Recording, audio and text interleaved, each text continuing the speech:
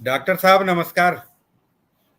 मैं आज डॉक्टर अभिषेक मिश्रा, विधिवेत्ता, भारतीय संस्कृति के अध्येता जी को चर्चा के लिए आमंत्रित किया हूँ। 60 नोटिस में आ गए हैं व्यस्तता के बावजूद। और आज जो जिस मुद्दे पे अपन चर्चा करेंगे, नारी शक्ति बंधन अधिनियम, जो ऐतिहासिक रूप से पास हुआ है। आज 30 साल से प्रयास किया जा रहा था, 96 में और 1999 में, 2002 में, 3 में, 8 में, 10 में प्रयास किया गया और पास नहीं हो पाया। डॉक्टर साहब, ऐतिहासिक रूप से पास हुआ सर्वसम्मति से, जो गणेश चतुर्थी के दिन लोकसभा में रखा गया और नए संसद में नए शुरुआत ऐतिहासिक रूप से पास होना, इसके बारे में सर आप क्या कहना चाहेंगे? ऑफ कोर्स ये एक बहुत बड़ा स्टेप है, ओवर ड्यू था। और नारियों का जो जिसे कह लीजिए भागीदारी है या जो पार्टिसिपेशन है इन डेमोक्रेटिक व्यवस्था, वो तो होनी ही चाहिए। तो इट वाज ओवर ड्यू और उसके बाद किया गया। 33% ऑफ द रिजर्वेशन जो लाया गया है, वो आई होप कि इससे women will take a cue. और जो एक बहुत दिनों से विश्व में एक परिचर्चा चल रही है वकील साहब, कि जी यदि जी। ये दुनिया वुमेन चलाए तो ये दुनिया कैसी होगी। हम्म। देखिए, ये जो एब्राहमिक फेथ में भी जितने भी रिविलेशंस हुए, सब मैन को हुए, मर्दों को हुए। ठीक है ना। हम्म।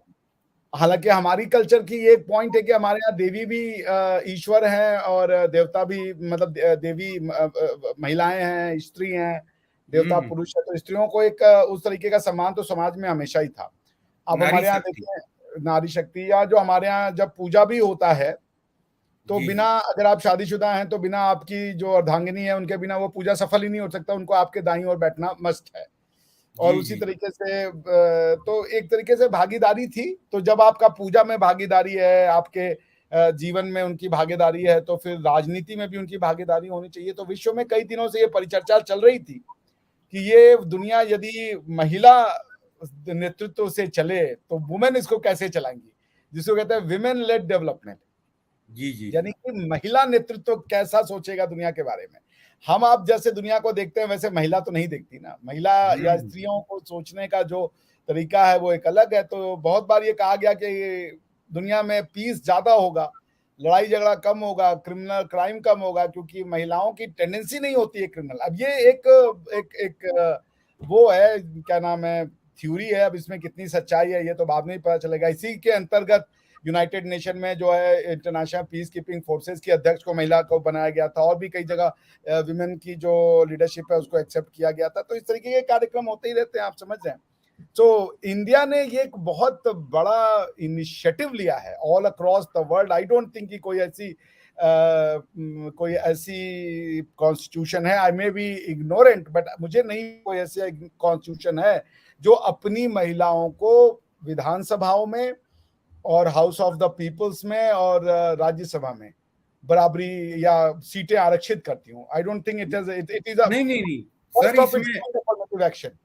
डॉक्टर साहब ना यूरोपियन कंट्री में है, ना अमेरिका में है, ना ऑस्ट्रेलिया में है, कहीं भी जी नहीं है। बिल्कुल। तो वही मैं कह 33% रहा हूँ रिजर्वेशन। तो वही मैं कह रहा हूँ कि ये फर्स्ट ऑफ इट्स काइंड है। ऐसा कभी नहीं हुआ। और ये समझ लीजिए कि भारत दुनिया को हमेशा से विश्व गुरु रहा है और भारत ने ये प्रदर्शित कर दिया। अब आप जी जी। सोचिए कि जो ये मैंने इस बिल को देखा, ये जो कॉन्स्टिट्यूशनल अमेंडमेंट एक्ट है, मैं लोगों को बता दूं कि हम्म। ये कोई स्टैट्यूटरी बिल नहीं है, ये कॉन्स्टिट्यूशनल अमेंडमेंट एक्ट है। तो इससे संविधान की कुछ जो अनुच्छेद हैं उसमें परिवर्तन किए जाएंगे। और इसका नाम है 128वां संशोधन बिल, जो कि अब एक कदम दूर है संशोधन एक्ट के नाम से जाना जाने से। यानी संविधान 128वां संशोधन एक्ट इसको कहा जाएगा। और ये जो एक्ट है उसके जरिए कई जो भारतीय संविधान के अनुच्छेद हैं उनको अमेंड किया जाएगा। उनमें ये बात जोड़ा जाएगा कि महिलाओं के लिए सीट आरक्षित की जाए। जो मुख्य अनुच्छेद हैं वो, यदि आप कहें वकील साहब, तो मैं आपके जो सुनने वाले हैं उनको बता दूं। बताइए बताइए। उसमें आपका अनुच्छेद 239 AA है, जो हाँ कि हाँ। आपको जैसा पता है, जिन लोगों ने दिल्ली वाला अभी पूरा का हम्म। पूरा केस देखा होगा, तो ये बेसिकली दिल्ली लेजिस्लेटिव असेंबली से रिलेटेड है। उसमें ये हम्म। कहा गया है कि भाई जो दिल्ली जो नेशनल कैपिटल ऑफ दिल्ली होंगी उसमें विमेन के लिए सीट आरक्षित की जाएंगी BA के फॉर्म में, ठीक है ना। तो उसके बाद अगला जो संशोधन किया गया वो अनुच्छेद 330 में किया गया। उसमें 330A जोड़ा गया है जिसमें ये कहा गया है कि लोकसभा में महिलाओं के लिए सीट आरक्षित की जाएगी। फिर उसमें ये भी लिखा है कि 1/3 of the total member of the seat reserved under 3330 shall be reserve for the women belonging to SC ST, तो 1/3 उनके लिए भी है। और उसके बाद as nearly as may be 1/3 including a number of seats reserve for the women belonging to this thing, the total number of seats to be filled by direct election in the house of people shall be reserved for women. तो जब आप total 1/3 निकालेंगे उसमें अब ये women और ये SC ST की विमेन और हमारी विमेन दोनों आ जाएंगी।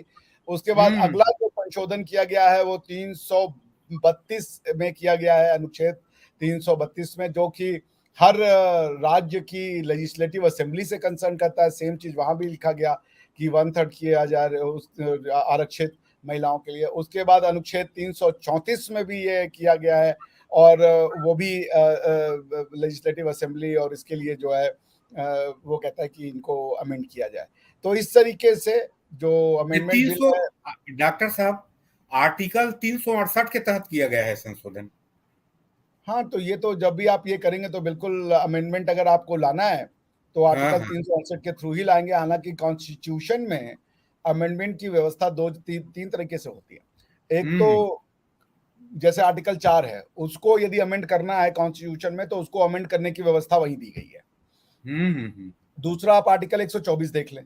आर्टिकल 124 को यदि अमेंड करना है, यानी कि अगर आपको नंबर ऑफ जजेस की संख्या को बदलना है तो पार्लियामेंट बाय लॉ कर सकती है, कॉन्स्टिट्यूशन अमेंड करने की जरूरत नहीं है। यानी कि आप अगर 124 को अभी उठा के पढ़ेंगे तो वहां पे अभी भी लिखा होगा कि जो मैक्सिमम नंबर ऑफ जजेस हैं वो 7 है, जबकि आज की डेट में 30 के आसपास जजेस हो रखे हैं। तो अब हो गई। हाँ, तो उसके अगर आपको सुप्रीम कोर्ट के जजेस की संख्या को बढ़ानी है तो आपको कॉन्स्टिट्यूशन में अमेंड करने की जरूरत नहीं है। पार्लियामेंट बाय लॉ एक स्टैट्यूट बनाती है जिसको कि जजेस अपॉइंटमेंट एक्ट कहते हैं, उसमें वो नंबर को बढ़ाते रहते हैं हमेशा, और उसका इफेक्ट कॉन्स्टिट्यूशन के उस नंबर से हो जाता है। हालांकि नंबर 7 को आज तक रिपील नहीं किया गया क्योंकि उसके लिए आपको आर्टिकल 368 में जाना पड़ेगा और कॉन्स्टिट्यूशन बिल ला करके वो जो 7 नंबर है उसको डिलीट करना पड़ेगा।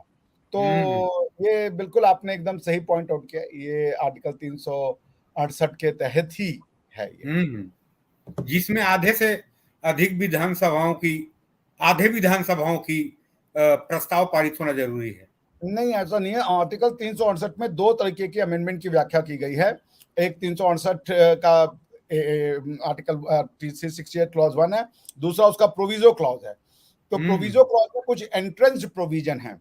यदि संविधान ये जो संविधान में आप एंट्रेंस प्रोविजन को अमेंड करना चाहते हैं तो फिर आपको दो प्रक्रिया को फॉलो करना पड़ता है। एक तो वो जो स्पेशल मेजॉरिटी 368 में इनवाइसेज है वो आपको पूरी करनी पड़ेगी, और दूसरी उसके अलावा आपको वो जो आपने अमेंडमेंट, जैसे भी अमेंडमेंट बिल आया है, अगर ये एंट्रेंस प्रोविजन का होता तो फिर इसके लिए आपको जो है आधे से ज्यादा विधानसभाओं से भी इसको थ्रू अ रिजोल्यूशन पास कराना पड़ता। पर क्योंकि ये एंट्रेंस क्लॉज में नहीं है तो इसलिए इसमें आधे से ज्यादा स्टेट्स के को पास करवाने की जरूरत नहीं पड़ेगी।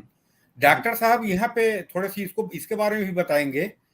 दिल्ली एक स्पेशल स्टेट है, ना तो यूनियन टेरिटरी है ना स्टेट है, तो इसके लिए स्पेशल प्रोविजो कॉन्स्टिट्यूशन में रखा गया है। तो इसके बारे में थोड़े से बताएंगे, क्योंकि हमारे जो ये है जो परिचर्चा है उसको जो कॉम्पिटिटर स्टूडेंट भी देखते हैं। देखिए, जो आर्टिकल अगर आप देखेंगे कॉन्स्टिट्यूशन का, मेरे ख्याल से आर्टिकल 239A जो शुरू होता है पूरा का पूरा, ठीक है ना, वो पूरा दिल्ली के संदर्भ में अपने आप में खुद एक कॉन्स्टिट्यूशन है, ठीक है ना। सो आप अगर दिल्ली के लिए देखेंगे वो उसमें कितने मेंबर ऑफ सदस्य होंगे या उसमें उनका कॉम्पिटेंस क्या होगा। दिल्ली विधानसभा जो 246 में यूनियन लिस्ट, स्टेट लिस्ट और ये दिया है, उनमें से किन किन पे वो लॉ बना पाएगी, किन किन पे नहीं बना पाएगी। तो ये आपका जो है सेक्शन आर्टिकल 239AA में दिया गया है, उसकी पूरी की पूरी एक लिस्ट है। बिकॉज आपको पता होगा कि ये जो आर्टिकल 239 AA है वो पड़ता है पार्ट 8 में। पार्ट 8 जो है वो आपका यूनियन टेरिटरीज से संबंधित है। हाँ हाँ हाँ। तो यूनियन टेरिटरीज में अब चूंकि दिल्ली को एनसीएलटी का दर्जा दे दिया गया, वो टेक्निकली यूनियन टेरिटरी नहीं है, although it's a kind of union territory but having a little more power than the union territories, ठीक है ना। तो इसलिए आर्टिकल 239 AA जो है वो बहुत बड़ा आर्टिकल है। उसके बाद आप देख लें कि 239AB है कि अगर जो है कॉन्स्टिट्यूशनल मशीनरी फेल हो जाए दिल्ली में, तो फिर उसमें जो इमरजेंसी का प्रोविजन है वो कैसे लागू होगा, और वो लेफ्टिनेंट जनरल है या सॉरी हाँ आई मीन जो आपके लेफ्टिनेंट गवर्नर हैं उनकी पावर्स क्या होंगी। फिर 239B में दिया है कि ऑर्डिनेंस का क्या है पावर, ठीक है ना, हालांकि वो पुडुचेरी के संदर्भ में है। तो जहां तक विधानसभाओं की शक्ति का सॉरी एनसीएलटी की विधायी शक्तियों का सवाल है और यूनियन गवर्नमेंट की विधायी शक्तियों का सवाल है और पार्लियामेंट और स्टेट लेजिस्लेचर ऑफ दिल्ली के रिलेशनशिप का सवाल है, तो वो 245, 246, 248 से ना गवर्न हो करके या 248 से शायद गवर्न हो जाए, वो बेसिकली गवर्न होता है 239AA से। यही है वो व्यवस्था। एक प्रकार के दिल्ली को स्पेशल स्टेट बोल सकते हैं अपन, ना यूनियन टेरिटरी है ना स्टेट है। जी जी, वो यूनियन टेरिटरी है, हालांकि उनको उसी चैप्टर के अंदर में रखा गया, तो ये तो बिल्कुल तय है कि वो यूनियन टेरिटरी है। लेकिन चूंकि उनकी जो स्टेट लेजिस्लेचर है उसको कुछ ज्यादा पावर दिए गए हैं, और अभी 2 केसेस थे, अब उन केसेस का नाम बोल रहा हूं, जिसमें से ये पूरा इंटरप्रिटेशन देखा गया कि एग्जीक्यूटिव पावर क्या होगा विज़-वी, बिकॉज इसमें जो 239AA है वो लेजिस्लेटिव पावर की बात करता है। और जब आप लेजिस्लेटिव पावर की बात करते हैं तो आप बेसिकली बात ये करते हैं कि भाई पार्लियामेंट और स्टेट लेजिस्लेचर में रिलेशनशिप क्या होगा।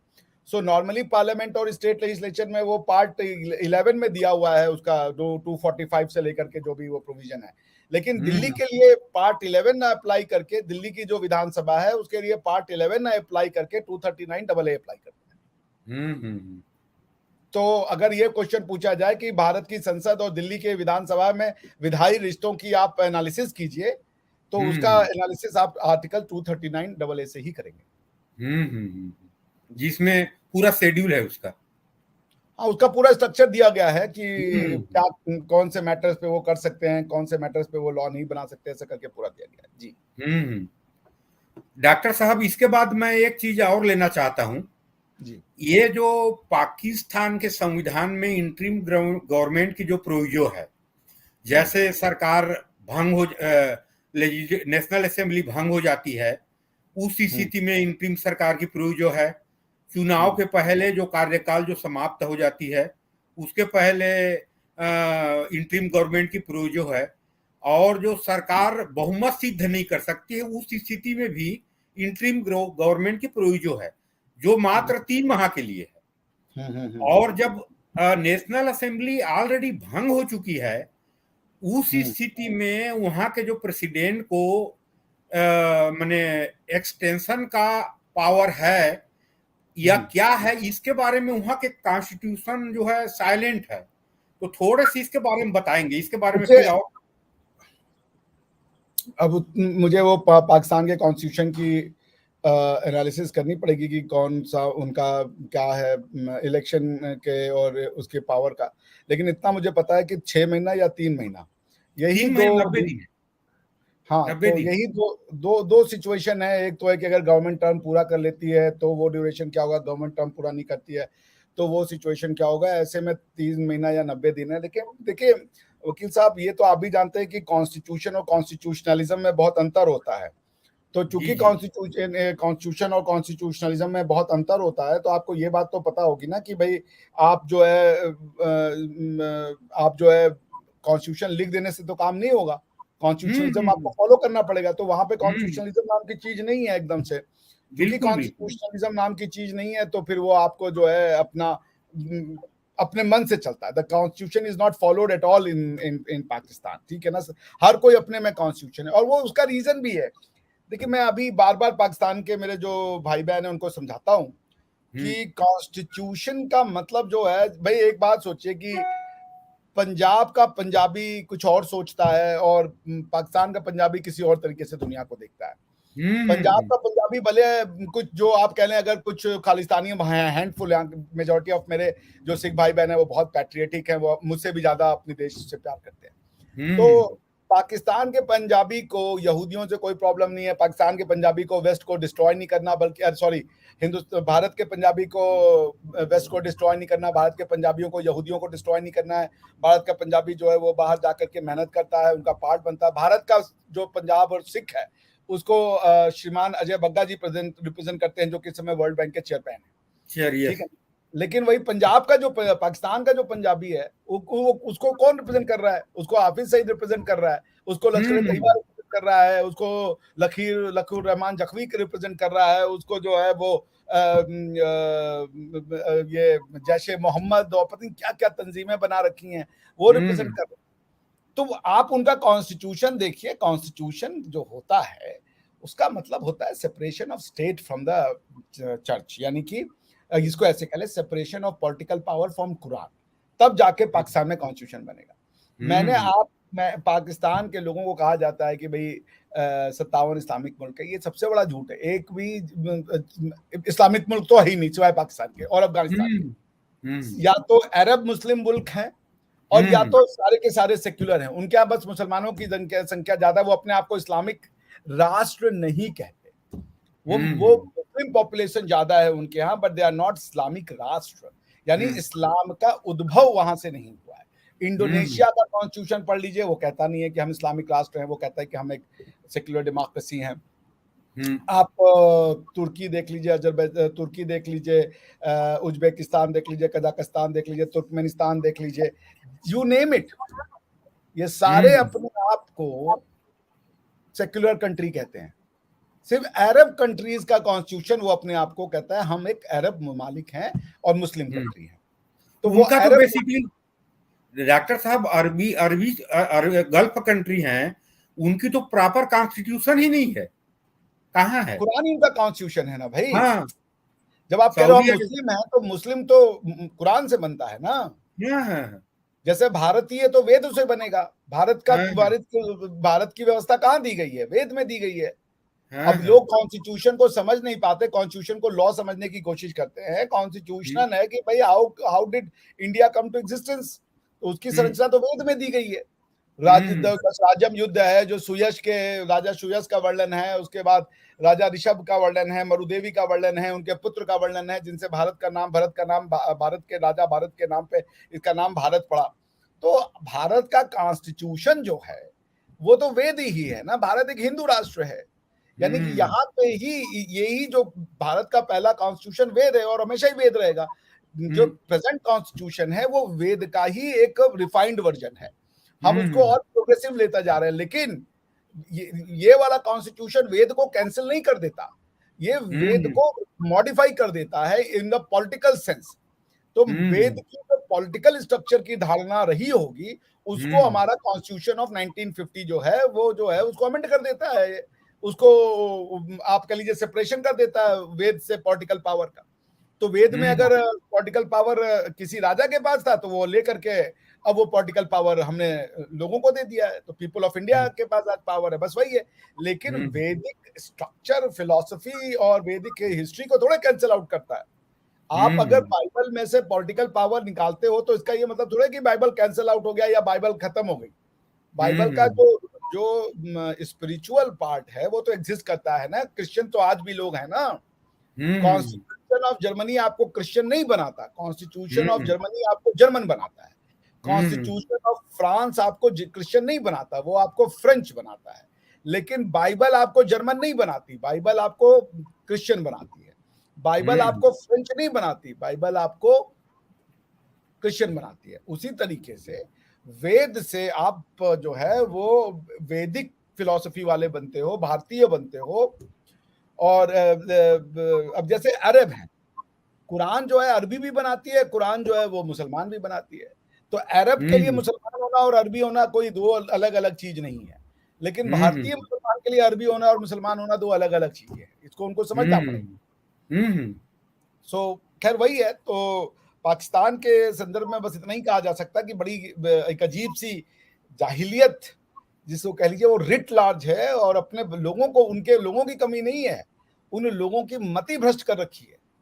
जी जी। मैं आज एक चैनल पे था तो उन्होंने मुझसे पूछा कि पाकिस्तान के जो प्रधानमंत्री जी गए हैं उन्होंने ऐसा ऐसा बोला है भारत हाँ के हाँ, बारे में। उसी को मैं आने वाला था। जी जी। मैं उसी को बोल रहा था डॉक्टर साहब कि न्यूयॉर्क में उन्होंने कहा कि अमेरिका के जो इजराइल है वैसे चीन के इजराइल पाकिस्तान है, बताइए। ठीक, किसका इजराइल है? चीन का इजराइल पाकिस्तान है? चीन का अच्छा इजराइल पाकिस्तान है, ये ठीक है। प्रेस कॉन्फ्रेंस में बोला है उसने। अगर वो ऐसा कहना चाहते हैं तो वही है कि बोलने को कुछ भी बोल दिए, जब आपकी समझ उतनी बेवकूफी भरी है तो उसका क्या किया जाए। यहूदियों के साथ मुसलमानों ने भी परसिक्यूशन किया और यहूदियों के साथ क्रिश्चियनों ने भी परसिक्यूशन किया, बिल्कुल बिल्कुल। इसमें तो कोई सच नहीं। और दोनों हिस्ट्री की किताब में हिंदुओं के साथ भी क्रिश्चियनों ने परसिक्यूशन किया और मुसलमानों ने परसिक्यूशन किया। क्रिश्चियन यहूदियों के परसिक्यूशन पे फिल्म बनाइए तो आपको नोबेल प्राइज मिलता, अरे वो मिलता है, क्या कहते हैं उसको, ऑस्कर। लेकिन आप अगर हिंदुओं के परसिक्यूशन पे पिक्चर बना दीजिए तो वो ऑब्नॉक्शियस हो जाता है, वो क्या कहते हैं, नफरती पिक्चर हो जाता है। मतलब हमको हमारी हिस्ट्री बताने का भी हक नहीं है डॉक्टर साहब। बिल्कुल बिल्कुल बिल्कुल। आप और हमारी औरतों को ले जाके बेचा तुमने दमिश्क के सड़कों पे, अफगानिस्तान में हमारे मंदिरों को तोड़ा, और वो हिस्ट्री हम बताना चाहें तो हम कम्युनल है। क्योंकि हमें अपने ऊपर किए गए प्रोसिक्यूशन को एहसान समझ के एक्सेप्ट कर लेना चाहिए, वो हिस्ट्री का पार्ट बन गया हमारे, ये कहना चाहते हैं। और इसको सच दिखाने के लिए उन्होंने भारतीय हिस्ट्री में झूठ लिख दिया कि फलाना राजा ने ये मंदिर तोड़ दिया, फलाना राजा ने वो मंदिर तोड़ दिया, फलाना राजा ने ऐसा कर दिया, फलाना राजा ने वैसा कर दिया। भाई किसी राजा ने जिजिया टैक्स तो नहीं लगाया ना। और फिर जो हमारे घर का अंदर का बात है वो हमारे घर के अंदर की बात है। हम तो बाहर वालों को और घर वालों को समान तो नहीं रख सकते ना। अरबी क्या हिंदुस्तानियों को समान रख देंगे? तुम तो कह रहे हो कि नहीं भाई इस्लाम इंडिया का पार्ट बन गया, तो क्या हिंदुइज्म अरबिया का पार्ट बनेगा? भाई वन वे ट्रैफिक कैसे चलेगा? टू वे ट्रैफिक चलना चाहिए ना। क्या हम ये अरबों से जाके कहें कि भाई चूंकि तुम हिंदू इंडिया के पार्ट बन गए हो तो हम भी तुम्हारा पार्ट है, हमें यहाँ पे मंदिर खोलने दो उसी तरीके से जैसे हिंदुस्तान के हर गली में एक मस्जिद है। ये एक तरफा तो नहीं चलेगा ना कि मुसलमान हिंदुस्तान का पार्ट तो बन गए मगर हिंदुइज्म अरबिया का पार्ट नहीं बना, या सेंट्रल एशिया का पार्ट नहीं बना। वो ऐसे कैसे चलेगा? वन वे करके हम ही सबको ले भाई। सारी दुनिया रेसिप्रोसिटी पे चलती है। इंटरनेशनल रिलेशन का जो बेसिक प्रिंसिपल है वो है प्रिंसिपल ऑफ रेसिप्रोसिटी। तो तैसा तो आप ये कह रहे हो कि जो हमारे आक्रांता थे वो हम वो भारतीय बन गए क्योंकि वो यहाँ रह गए, वो शादी कर ली उन्होंने लोकल से। मैंने तो आज तक ऐसा नहीं सुना भाई। डॉक्टर साहब, मैं इतिहास के पुस्तक में देखा, बहुत सारा पढ़ा हूं मैं, और मेरा सब्जेक्ट भी था हिस्ट्री बीए में। तो जो 10वीं शताब्दी से लेकर 14वीं शताब्दी तक मुसलमानों ने उनको प्रताड़ित किया, यहूदियों को, उसके बाद क्रिश्चियनों ने किया, इसके बारे में कहीं उल्लेख नहीं मिलता है। नहीं, हमारे यहाँ नहीं मिलता क्योंकि हमारा तो हिस्ट्री से हमारे हिस्ट्री की बात कर रहा हूं मैं, हमारे हिस्ट्री में। खैर हमारा यहूदियों से और क्रिश्चियनों के बीच में या जो मुसलमानों और यहूदियों के बीच में वो, उससे हमारा तो कोई लेना देना नहीं है। लेकिन हमारे यहाँ पुस्तक में तो मोहम्मद को तो पढ़ा ही रहे थे ना। क्लास 12 की सोशियोलॉजी और पॉलिटिकल साइंस की बुक में मोहम्मद के ऊपर एक चैप्टर था। कैसे वो एक रिफॉर्मर थे और उन्होंने जो है बहुत बड़ी चेंजेस ली और हमारे लिए बहुत कुछ सीखने का। बताइए, ये तो आप कर रहे हो जो आपने करने की कोशिश की थी भारत के साथ। भारत का जो आपने प्रतिबिंब आज के डेट में, आप किसी भी स्कूल में, दुनिया के स्कूल में चले जाएं वकील साहब, जर्मनी एक सेक्युलर मुल्क है इन सेंस कि उनका कॉन्स्टिट्यूशन है, मगर आज भी जर्मन के स्कूल में बाइबल पढ़ाया जाता है बच्चों को। उनको बाइबल से दूर नहीं किया जाता। आपका ऑप्शन है, अगर आप नॉन क्रिश्चियन हैं तो आप ऑप्ट आउट ये कर सकते हैं कि हम नहीं पढ़ेंगे, लेकिन अगर आप क्रिश्चियन हैं तो आप पढ़ते हैं जाके। हमारे यहाँ तो वेदों की इसको शिक्षा स्कूल से बंद कर दिए। अमेरिका के कॉलेज में है सर। तो मैं कॉलेज की बात छोड़िए, कॉलेज में तो आप एक एज अ कोर्स ऑप्ट करते हो ना। मैं तो स्कूल में मैंडेटरी सब्जेक्ट की बात कर रहा हूँ। बच्चा गणित पढ़ रहा है, मैथ्स पढ़ रहा है, फिजिक्स पढ़ रहा है, केमिस्ट्री पढ़ रहा है, अपनी हिस्ट्री के बारे में उसको कुछ पता ही नहीं है। हिंदुस्तान का जो जनता है वो अपने ऊपर मौक करता है। वो जय श्री राम को मौक करता है, उसको समझता है बड़ा अच्छा कर रहे हैं हम, बड़े मॉडर्न हैं। ये आप ऐसी नफ्सियात बनाने का बहुत एफर्ट लगा, वो एफर्ट पेड ऑफ किया है। आज की डेट में जो आधी से ज्यादा जनता है वो अपने इतिहास से नफरत करती है, उसको मॉक करती है, उसको बिना जाने हुए, बिना इसमें उसकी गहराई। एक चीज मैं कहना चाहूंगा डॉक्टर साहब, कि आज तक चीन ने जितना भी पाकिस्तान को दिया है, ऋण दिया है, चाहे 70 अरब दिया है, 75 अरब दिया है, अमेरिका ने 150 अरब डॉलर 14 अगस्त 1947 से लेके 2022 तक 150 अरब डॉलर एड दिया है पाकिस्तान को। और आज ये बोलते हैं कि मतलब हम चीन के सैटेलाइट स्टेट हैं, चीन के इजराइल हैं, और इजराइल जैसे पाकिस्तान अमेरिका का है, वैसे हम चीन के हैं इजराइल। सुन लीजिए इसका एनालिसिस। दोनों के कल्चर में, दोनों के एडमिनिस्ट्रेटिव सिस्टम में, कॉन्स्टिट्यूशन में पूरा उत्तर दक्षिण का अंतर है। कब अमेरिका ने यहूदियों को परसिक्यूट किया? जबकि चाइना कहता है कि इस्लाम एक मेंटल डिजीज है। बिल्कुल बिल्कुल खुलेआम। तो यानी कि अगर आप अगर चाइना के सैटेलाइट स्टेट हो तो आप फिर मान रहे हो कि you are infected with a mental disease, क्योंकि वो तो इस्लाम को टॉलरेट नहीं करते, वो तो मस्जिदें उड़ा देते। अभी कुछ दिन पहले उन्होंने उनके कोर्ट से आया था कि इस मस्जिद को तोड़ो। हाँ, सिंजियांग तो बहुत प्रांत। अच्छा कर रहे हो अगर तुम ये कह रहे हो कि तुम, बिकॉज कि भाई अमेरिकन अपने आप को जूडो क्रिश्चियन कंट्री कहते हैं। अमेरिकन अपने आप को, जो ट्रेडिशनलिस्ट ऑर्थोडॉक्स अमेरिकन हैं, वो कहते हैं America is a judo Christian country. Judo में जूडो जूइज है, तो वो इजराइल से उनका अम्बिलिकल कॉर्ड कनेक्टेड है। वो बाइबल, उनकी जो न्यू टेस्टामेंट है उसमें ओल्ड टेस्टामेंट इनकॉर्पोरेटेड है। और आप ये कह रहे हो, अगर आप चाइना के पॉलिटिकल आइडियोलॉजी से जुड़ना चाह रहे हो, जो कह रहा है कि God is a opium for masses, तो आपकी सारी जो जनता है वो तो अफीमची हो गई, और वो तो इस्लाम को खत्म करने पे तुले हुए हैं। तो जुड़ जाओ, बहुत बढ़िया है भाई, जुड़ जाओ। मैं तो कह रहा हूँ तुम बनो, खत्म करो फिर ये उनके कॉन्स्टिट्यूशन पे जाओ, क्योंकि अमेरिका अपनी जूडो क्रिश्चियन ट्रेडिशन को डिनाई नहीं करता। इसी नाते वो इजराइल के सुरक्षा की गारंटी है। इसलिए नहीं कि वो उनसे कोई उनको बड़ा प्यार है, बल्कि वो देखते हैं कि जूज आर आवर ओन ब्रदर, क्योंकि जो ईसा मसीह थे वो तो जूज ही थे ना। तो इसलिए आप देख लिए, ये जो ट्रम्प है, ट्रम्प एक बहुत बड़ा क्रिश्चियन, मतलब ऑर्थोडॉक्स रिपब्लिकन था, एंड ही लव्ड क्रिश्चियनिटी। वो क्रिश्चियन बहुत आर्डेंट क्रिश्चियन था, मगर उसकी जो बेटी थी, उसकी बेटी की शादी उसने एक यहूदी से की हुई थी, ठीक है ना। तो क्या आप अपने यहाँ पे जो है ये चाइना में बोलिए कि वो जरा मुसलमानों को जरा शंघाई में एक चर्च, वो मॉस्क खुलवा दे, क्योंकि अमेरिका में सिनेगॉग तो जहां चाहेगा यहूदी खोल देगा, लेकिन आप जरा चाइना में जाकर के एक मस्जिद खुलवा के देखिए, आपको मजा आ जाएगा, एकदम यूं मजा आएगा, यूं समझ में आ जाएगा कि आप कैसे सेटेलाइट स्टेट हो। अमेरिका फ्रीडम ऑफ रिलीजन में विश्वास करता है, क्योंकि वो सबको रिलीजन देना चाहता है, क्योंकि वो उनका कॉन्स्टिट्यूशन कहता है। चाइना कहता है religion is all bullshit, it's a mental disease. तो सोचिए इन पाकिस्तानियों की जहालत का इंतहा सोचिए, तुम किसके साथ। यही वो करेंगे जो इन्होंने अमेरिका के साथ किया। 70 साल तक अमेरिका में इन्वेस्ट किया इन्होंने, और अमेरिका और इनके बीच में प्रॉब्लम यह था कि अमेरिका चाहता था ये डेमोक्रेटिक बने और ये इस्लामिक बन गए। उसके बाद अमेरिका अपने लोगों में ये फैला दिया कि अमेरिका हमारा सबसे बड़ा दुश्मन है।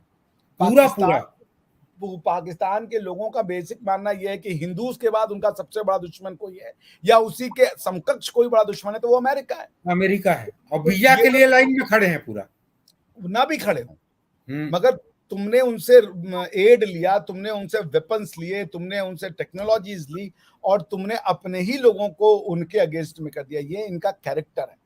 अब प्रश्न ये उठता है कि जब तुम अमेरिका से नफरत करते हो, और तुम हिंदुओं से नफरत करते हो, चाइना से तुम प्यार करते हो, तुम्हारी आइडेंटिटी सिवाय मुस्लिम्स के कुछ है ही नहीं, और तुम कह रहे हो कि चाइना हमको प्रोटेक्ट करेगा। चाइना जिस दिन आया, सबसे पहले उसने मस्जिदें बंद करनी है, और वो कहेगा कोई प्रेयर शेयर नहीं। वो तो कहते हैं तुम मोहम्मद नाम नहीं रख सकते, दाढ़ी नहीं रख सकते, फास्ट नहीं रख सकते। ये चाइना है, ये चाइना अमेरिका है इनके लिए। यहूदी जब अमेरिका का संसद आता है सत्र में, तो वो वहां पे यहूदी प्रेयर से शुरुआत करते हैं। हमें और भी प्लेयर्स होते हैं, मगर क्रिश्चियनिटी, वो जो बाइबल जिसपे उनका राष्ट्रपति हलफ उठाता है, ओबामा जो कि बेसिकली एक मुसलमान थे, हालांकि वो अपने आप को नहीं रिकॉग्नाइज करने, बात अलग है, लेकिन उनका नाम तो था ना ओबामा, क्या नाम है, Barack Hussein Obama. Barack Obama. Barack, उनका मिडिल नाम हुसैन था, उनके पिताजी का मुस्लिम थे। हाँ, तो हाँ, बराक हुसैन ओबामा साहब भी बाइबल पे जाकर के हल्फ उठाए शपथ थे। लिया और अपना रिलीजन डिक्लेयर किया था, क्रिश्चियन अपना।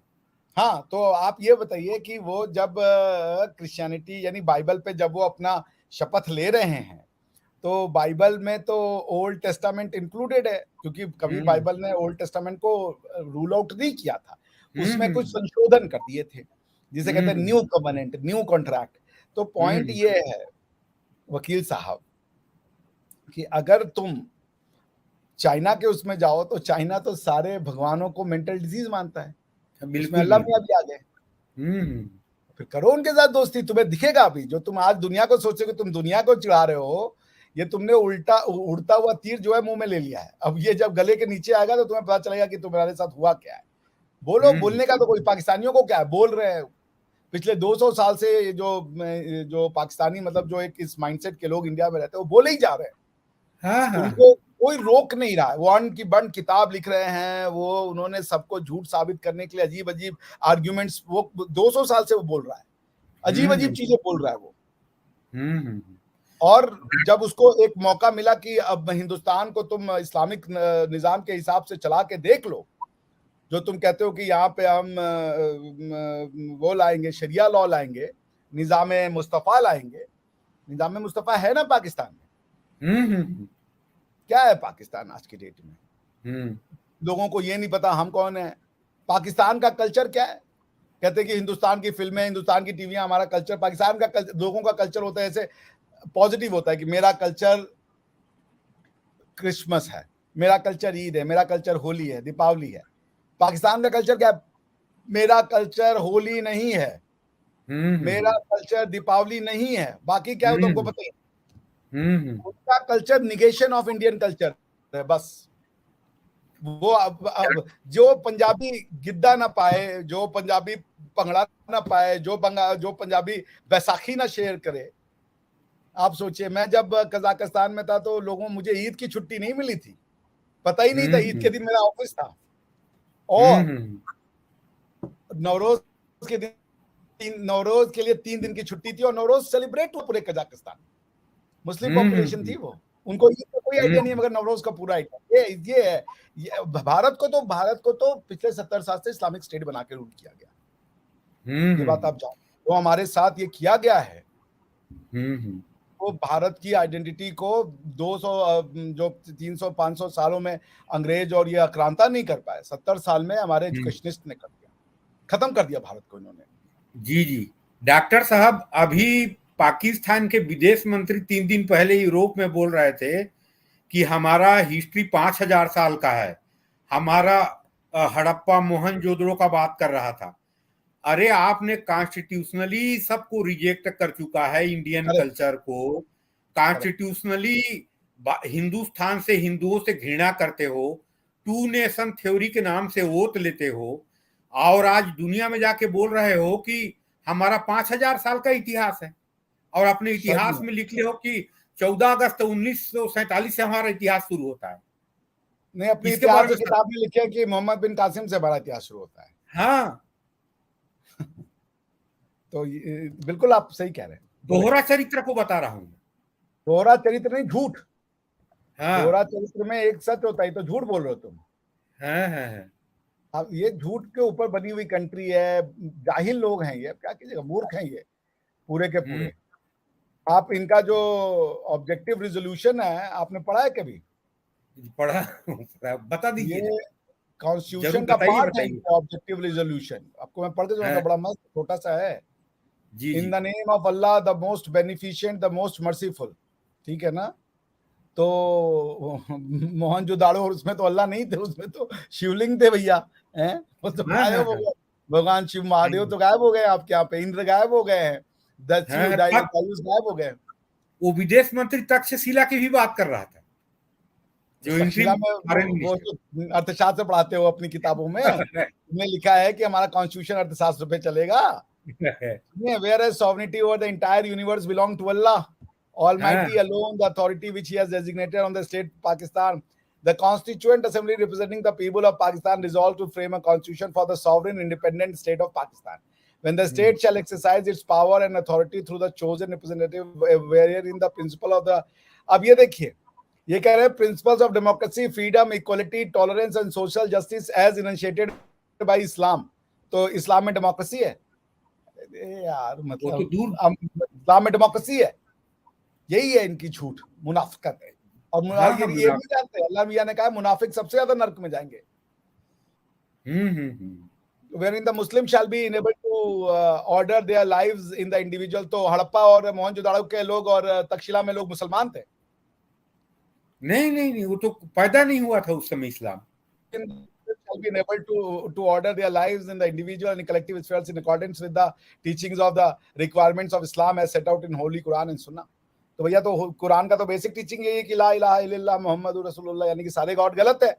तो तुम कहां से फिर हो गए? क्योंकि तक्षशिला में तो इंद्र, विष्णु, शंकर इनकी बातें हो रही थी, और इसके अलावा वो तो चूंकि वो तो उनके जो गॉड थे और आपके गॉड, उन गॉडों को तो तुमने रिजेक्ट कर दिया है, तुमने उस कल्चर को रिजेक्ट कर दिया है।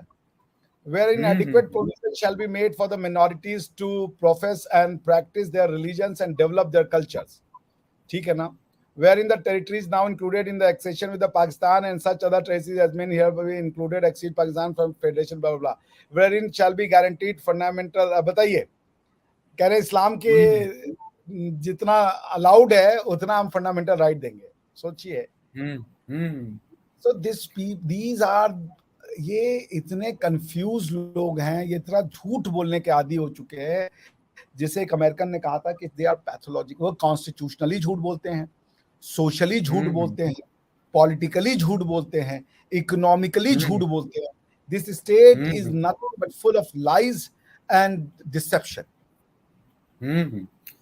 डॉक्टर साहब, मैं एक यूट्यूबर हैं, बाहर रहते हैं, वो उनका चैनल है और पाकिस्तान के संबंध में ही उनका पूरा इस्टेब्लिशमेंट है। तो वो अब्दुल बासित जो एक्स एम्बेसडर इंडिया में जो थे पाकिस्तान के, उससे चर्चा कर रहे थे, तो इतना द्रवित हो जा रहे थे, भारत पाकिस्तान संबंध खराब है, इससे दुखी हो जा रहे थे। वो ये बोले कि मैं हिंदू के घर में पैदा हुआ हूं, लेकिन वो महोदय ये नहीं बता पाए कि अभी हिंदू हो कि नहीं। तो भारत में ऐसे लोग भी हैं, ऐसे दीवाने हैं पाकिस्तान के। मेरे को, मैं बोला लगा इसको फोन लगा कुछ पूछूं करके कि मैं हिंदू घर में पैदा हुआ, इतने तक बंद कर दिया अब्दुल बासित को खुश करने के लिए। उसने ये नहीं कहा कि मैं अभी भी हिंदू होकर, उसका इतना हिम्मत नहीं है, या अपने आप को हिंदू दिखाना नहीं चाहता है। बड़ा अच्छा यूट्यूबर है। क्या नाम है उनका?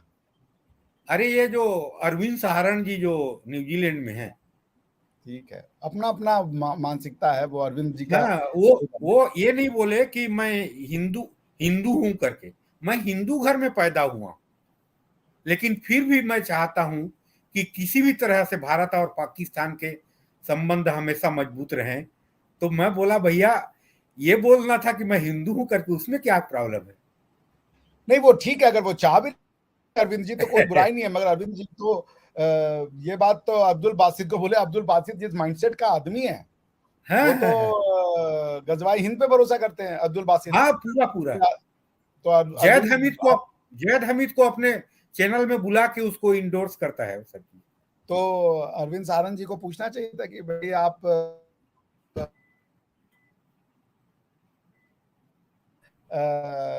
गजवाई हिंद यानी कि सारा मतलब सारा हिंदुस्तान हिंदू मुक्त। जी आवाज आ रही मेरी? जी डॉक्टर साहब, गजवाई हिंद का मतलब है पूरा हिंदुस्तान में हिंदू मुक्त होना।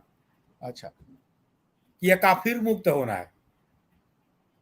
हाँ, कि यहाँ पे गजवा, हाँ गजवा मुल्क सब मुसलमान बन जाएंगे, मंदिर तोड़ दिए जाएंगे, मस्जिद बना दी जाएगी, तो बिल्कुल फैक्ट है। तभी डूम्सडे आएगा। अब इनको क्या बताया जाए? सतही बातें करने से कोई फायदा नहीं होगा। मैं अरविंद सहारन जी की जो मोटिव है उसको, वो तो मैं भी चाहता हूँ हिंदुस्तान पाकिस्तान में दोस्ती हो, तो मैं भी चाहता हूँ, लेकिन मैं भी डॉक्टर साहब, एक चीज मैं आपके पास आज खुलासा कर रहा हूं कि मैं जब से फौज संभाला हूं तब से मुद्दे पे दुखी रहता हूं कि पाकिस्तान अलग क्यों हो गया। हाँ, मैं भी। और दिल दिल के अंदर में अभी भी उनके लिए अगाध प्यार है मेरा। मेरे मैं भी, बता रहा हूं मैं भी, कि क्योंकि हम हमारे लोग से अलग भारतीय, क्यों हो गए। हमारे भी, हम आप एक ही जैसा सोचते हैं, लेकिन एक हाँ। ऑर्डिनरी पाकिस्तानी 100 में 90, 10 को छोड़ दीजिए, 10 हमारे आपके जैसे वो भी सोचते हैं, लेकिन 100 में 90 पाकिस्तानी वो नहीं, वो अपने आप को कहता है मुगल है। 100 में 90 पाकिस्तानी हिंदुस्तान से नफरत करता है। वो उसको, वो मुसलमान इस्लाम से कोई बहुत बड़ा प्रेम हो ना हो, लेकिन उसको हाँ, हिंदुस्तान से नफरत है, उसको भारत से हाँ, नफरत है। बिल्कुल। और 90 क्या 95% है। 90, 100 में 90 जी ऐसे, जी। 100 में 10 ऐसे हैं कि वो हमसे आपसे ज्यादा इंडियन है, लेकिन 100 में हाँ 90 हाँ जो वो ऐसा नहीं कि पाकिस्तान से प्यार नहीं करते, पाकिस्तान से बहुत प्यार करते हैं, मगर वो नहीं चाहते, वो उनको पता है कि हम लोग एक लोग हैं, वो ये कहने का साहस रखते हैं। हम्म, लेकिन 100 में 90 ऐसे वो कह रहे हैं मुगल है। अब मैं एक सज्जन से बिल्कुल बात कर रहा बिल्कुल। था, बड़े अच्छे व्यक्ति थे, वो कह रहे थे कि हमारा डीएनए मुगल है।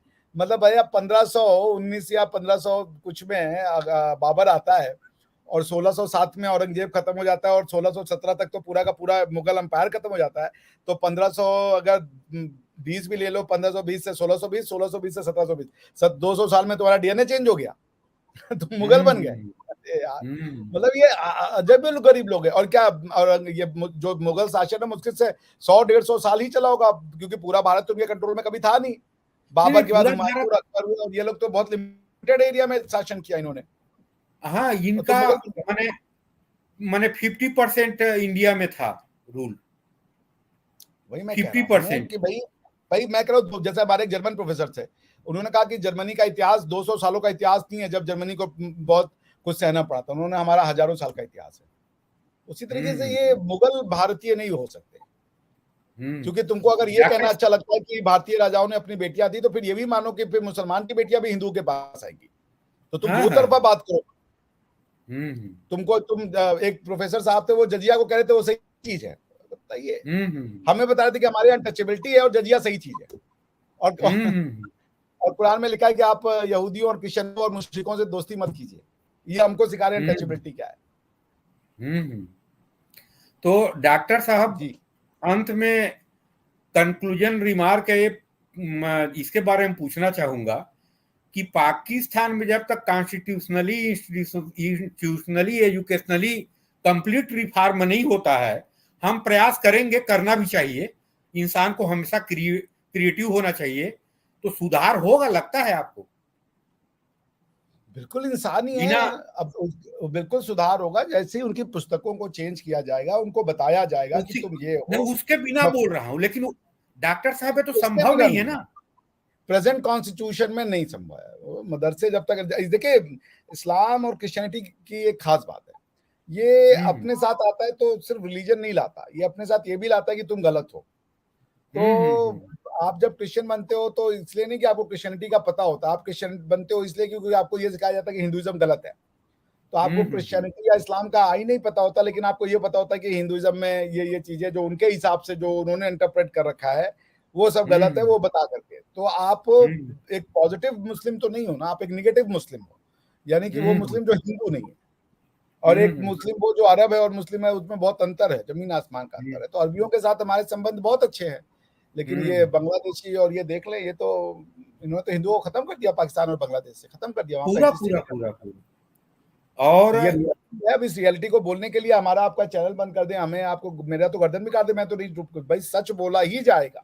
सच की कुर्बानी तो देनी ही पड़ेगी। सच ये है कि ये प्रिडेटरी रिलीजन है। ये आप करो, आपको प्यार है आप करो, हम भी बहुत सम्मान करते हैं, हम तो प्रॉफिट का भी सम्मान करते हैं, सबका। अपने घर तक करो, हमें ये हमारे पास मतलब बात खत्म। लेकिन डॉक्टर साहब, रेनेसा के बाद क्रिश्चियनों में बहुत सुधार आ गया।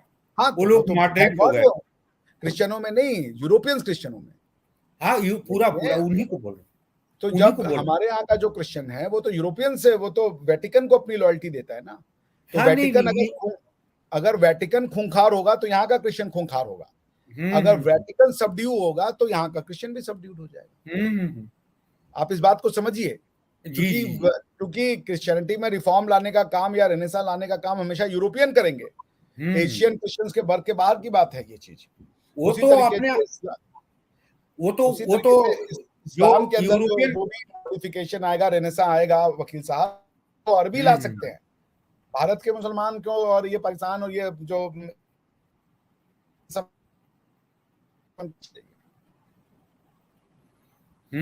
आवाज जी आवाज आ रहा है डॉक्टर साहब? डॉक्टर साहब हाँ जी आवाज आ आ रहा रहा है? है हाँ हाँ। तो ये जी आ रहा है। लेकिन सर निकट भविष्य में संभावना नहीं दिखता है पाकिस्तान में डॉक्टर साहब। ना हाँ, ना निकट प्रयास भविष्य करते में तो रहे कोई लेकिन संभावना नहीं है। वो हाँ, लेकिन निकट एक चीज भविष्य हो में नहीं, रहा वो है। जब तक अपनी किताबें नहीं लेकिन करेंगे, एक इसमें बुद्धिजीवियों में विनिफिकेशन नहीं बंद करेंगे। बुद्धिजीवियों में एक परिवर्तन आ रहा है, बुद्धिजीवी वर्ग जो हैं नहीं कि जो भाई मैं हिस्ट्री नहीं के मानता सर।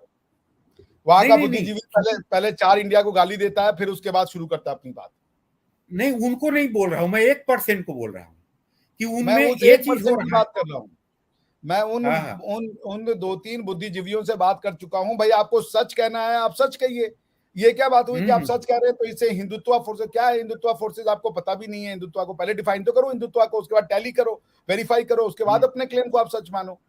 आप सच हम्म इसलिए नहीं बोलना चाह रहे हो क्योंकि हिंदुत्व फोर्सेस क्या, भारत में जो भारत का लोकल कल्चर है, लोकल वो है, उसमें कोई कमियां है उसको आप बताओ कि सही करो। लेकिन आप ये कह रहे हो कि नहीं, जो हम ये सच इसलिए नहीं बोल सकते क्योंकि इससे जो है इस्लाम कमजोर हो जाएगा। तो तुम basically you are also supporting इस्लाम।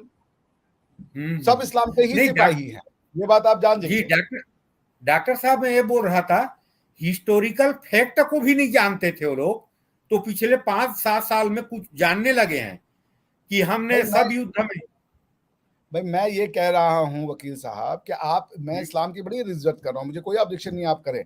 लेकिन हम्म आप अगर ये कह रहे हो कि हमें मॉडर्निटी की तरफ जाना है, हमें सेक्युलरिज्म की तरफ जाना है, लेकिन आप हिंदुओं को और इंडिया को गाली देके, मोदी को 10 गाली देके ही जाओगे पहले, ये क्या बात हुई?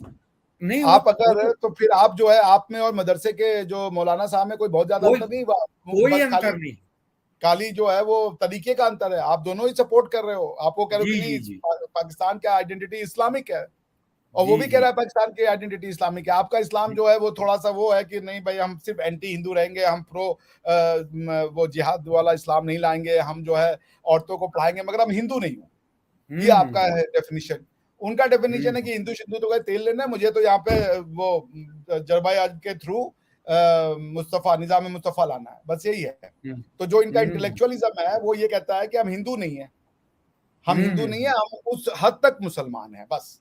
क्योंकि हिंदू नहीं है तो फिर कौन हो, तो हम मुसलमान हैं। हम्म लेकिन हम वो वाले मुसलमान नहीं है जो कि जरबायाज बुलाएगा और निजाम मुस्तफा लाएगा, हमें फ्रीडम और डेमोक्रेसी चाहिए। ये वो वाला, ये ऐसे लोग हैं। हम मुस्लिम हम्म हैं, वो नहीं है। भारत, पाकिस्तान हिंदू राष्ट्र नहीं है। पाकिस्तान हिंदुओं का लैंड कभी नहीं था। पैलेस्टाइन जो है वो अरबों का, मुसलमानों का लैंड है। वहां इजराइल जो है वो एक ऑक्यूपाइंग फोर्स है। लेकिन पाकिस्तान के मुसलमान भारत की धरती पे ऑक्यूपाइंग फोर्स नहीं है। मुसलमान इंडियन सब कॉन्टिनेंट का पार्ट है। यहाँ पे इस्लाम जो है वो सूफिज्म से फैला है। और इजराइल जो पैलेस्टाइन में कर रहा है वो तो बड़ा खराब है। लेकिन यहाँ पे जो मुगलों ने किया वो बहुत अच्छा किया। मुगलों ने हिंदुओं की औरतों को जाकर के बाजारों में बेचा, वो बहुत अच्छा काम था। मुगलों ने यहाँ के मंदिरों को तोड़ा, वो बहुत अच्छा काम था। हाँ, लेकिन ये कि भैया हम जो है वो हिंदू नहीं। तो ये वहां का इंटेलेक्चुअल क्लास कहता है, उसको मुगल से प्यार है, ये बात जान लीजिए। बहुत लिबरल मुगल की बात है ना, मैं डिबेट करके देख चुका हूँ। मैं नहीं ये नहीं नहीं कह वो रहा तो हूँ मत करो, मैं कह रहा हूँ मुगलों की सच्चाई बताओ। मुगल भारत का हम्म इतिहास नहीं है, कहते कहते हम्म हमारे और तुम्हारे बीच में ठन जाएगी। मुगल भारत का इतिहास नहीं है और ना होगा। उसके हम्म लिए भारत का इतिहास मतलब भारत की आइडेंटिटी नहीं, सॉरी मैं गलत कह गया। भारत का इतिहास तो है मुगल, भारत की हम्म आइडेंटिटी। मुगलों का इतिहास हम्म पढ़ाया जाएगा तो फिर ये बताया जाएगा कि काशी विश्वनाथ को तोड़ा, हमारी औरतों को ले जा करके बेचा अरब के बाजार में, स्लेव डायनेस्टी बनाई। तुम जिस बाबर और जिस अकबर को तुम इतना पूछते हो, उनके तो हरम में हजारों लड़कियां होती थी। हम्म तो ये तो हमारी व्यवस्था नहीं थी भाई। हम्म और अगर रही भी होगी तो ऐसे राजाओं को हम अपना आदर्श नहीं मानते। हम्म हमारे आदर्श तो प्रभु श्री राम है। हम्म तो इसमें डॉक्टर साहब, ये निकट भविष्य में भारत पाकिस्तान के संबंध जो है वो सुधरने की संभावना नहीं है जब तक वहां की कॉन्स्टिट्यूशन जो है और इंस्टीट्यूशन जो है, तो यही मानना चाहिए, लेकिन हमको प्रयास करना चाहिए। हाँ, प्रयास आप अपनी बात तो पहुंचाए ना, ताकि उनके हाँ में हाँ सुधरने का चांस तो बने। हाँ हाँ यदि हम बात ही नहीं करेंगे तो फिर उनको तो पता ही हाँ, नहीं है ना, बताना तो पड़ेगा। एजुकेशन के माध्यम से कुछ सुधार हो जाए। जी, बिल्कुल, बिल्कुल, बताना पड़ेगा ताकि वो सोचें। जी, मैं जी। ये कह रहा हूँ, तो आपने कहा निकट भविष्य में, मैंने ये नहीं कहा कि हाँ, कभी भी नहीं, हाँ, मैं हाँ। निकट भविष्य की बात कर रहा हूँ। निकट मैं भी भविष्य वही में ये निकट भविष्य संभावना में, है। निकट निकट भविष्य में भविष्य में कोई संभावना संभावना है, नहीं। जब तक वो स्कूल नहीं चेंज करेंगे, मदरसों को नहीं कंट्रोल करेंगे, जहाँ पे कि हुँ, इस्लाम से ज़्यादा हिंदुओं को गाली देना पढ़ाते हैं। हुँ, और अजीब-अजीब सी थ्योरी है कि मुसलमान गोश्त खाता है तो बड़ा ताकतवर है। पता नहीं वो कौन-सा गोश्त खाने वाला मुसलमान ताकतवर है, जो 93,000 सोल्जर जो है बांग्लादेश में सरेंडर कर देता है। वही पता नहीं तो कौन-सा गोश्त खा रहा था वो। है। एक पे वो यूट्यूबर लोगों के पास बोलते रहते हैं कि हम एक पे 1000 हिंदुओं पे काफी हैं। एक व्यक्ति 1000 हिंदुओं पे पागल है। काफी है। तो ये वो 1 पे 1 करोड़ पे काफ़ी हैं। उनका जो सिर्फ़ 140 लोग आ जाए, हिंदुस्तान हार जाएगा। अब जी, जी। उनके भाई वो बातों के शेर हैं। पाकिस्तानी शारीरिक रूप से स्ट्रॉन्ग और मानसिक रूप से कमज़ोर लोग हैं ये। आप हुँ, समझ रहे हुँ, हैं? हुँ। इनसे जी, जैसा जी। मानसिक अपंग सोसाइटी मैंने नहीं देखा। जी, जी। तो डॉक्टर साहब 60 नोटिस में आपने आया और सब चीज़ों पे चर्चा हुई। मुझे पूरा उम्मीद है कि दर्शकों का ज्ञानवर्धन होगा और मैं अंत में वही रिक्वेस्ट करूंगा सभी दर्शकों से कि मेरे चैनल डी आर पटेल को लाइक सब्सक्राइब करें और बेल आइकन को जरूर दबाएं। डॉक्टर साहब के चैनल जो है तक्षशिला अभिषेक मिश्रा, उसको भी लाइक करें, सब्सक्राइब करें और बेल आइकन को दबाएं। डॉक्टर साहब नमस्कार, धन्यवाद, जय नमस्कार, हिंद, जय भारत। वंदे मातरम, जी, जी। वंदे मातरम। वंदे मातरम डॉक्टर साहब।